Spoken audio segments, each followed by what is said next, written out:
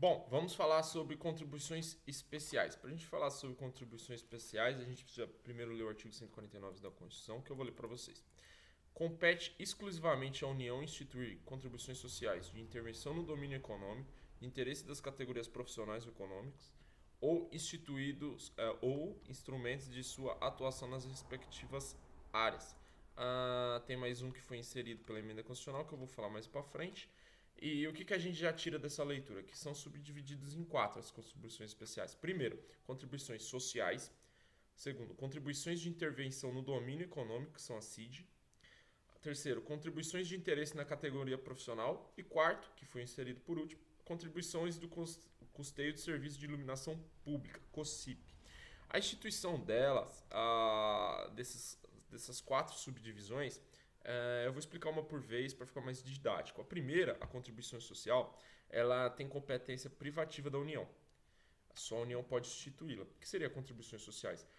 São contribuições que enveredam mais para a sociedade. Por exemplo, a manutenção da saúde pública, a previdência, tudo que for nesse sentido mais social. E, porém, tem uma exceção de instituição de competência. Só a União pode ver, como que eu já falei, instituir esse tributo. Porém, os estados e os municípios, eles podem instituir, deixa eu só ler a exceção aqui. Ah, os estados e municípios podem instituir, no caso de ser cobrado dos seus servidores, para custeio em benefício deles e do regime previdenciário.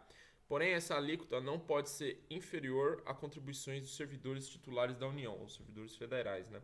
Então, nesse caso de custeio da previdência dos seus próprios servidores, os municípios e os estados podem também instituir, sendo uma exceção do que eu tinha dito, né?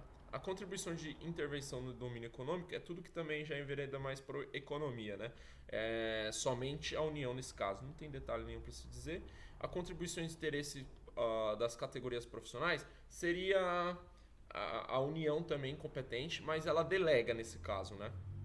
Ela delega para, por exemplo, a OAB não seria porque é uma instituição sui generis, ela não se enquadra, mas, por exemplo, o Conselho dos Médicos, o Conselho dos Economistas, dos Psicólogos, eles instituem, a União instituiu esse tributo e delegou para essas repartições cobrarem de uma forma de tributo, né, contribuições especiais, esses valores dos seus membros, né?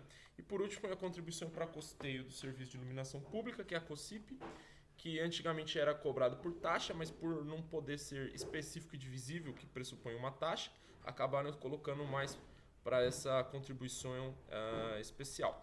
Tem algumas características que a gente precisa falar para definir contribuições especiais, que fica bem mais didático também. Primeiro, eles são tributos de destinação vinculada, ou seja, eles são finalísticos.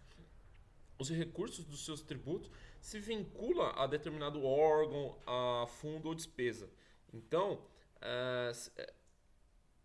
é importante a gente olhar também para a destinação, para onde vai aquele tributo, para a gente definir a natureza jurídica do tributo.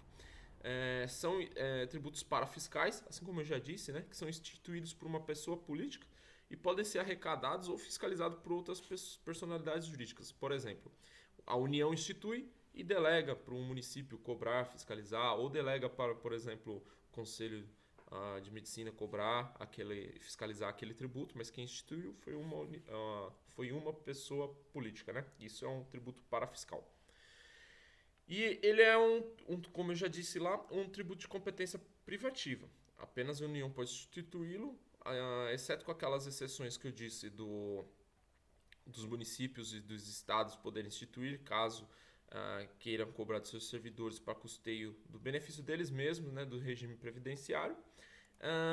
E por último, é importante falar que o artigo 4º, como eu disse no outro vídeo, ele diz que é irrelevante para a definição da espécie tributária o destino legal da arrecadação, né?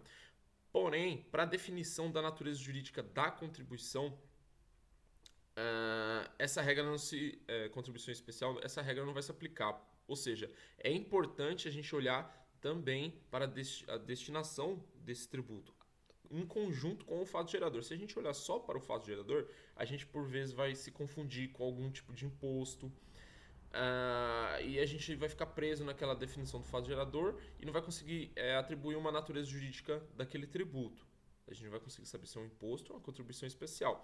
Então, para a gente definir uma contribuição especial, a gente precisa olhar para o fato gerador em conjunto com o destino legal da sua arrecadação. Aí sim a gente vai ter certeza que é uma contribuição especial e a gente vai conseguir definir, enquadrar bem a sua natureza jurídica, né? Então deve-se olhar conjuntamente para o destino legal do produto da arrecadação. E agora tem umas considerações importantes sobre a contribuição social, que é o terceiro elemento que eu falei, né, do CID, que elas devem possuir as seguintes características.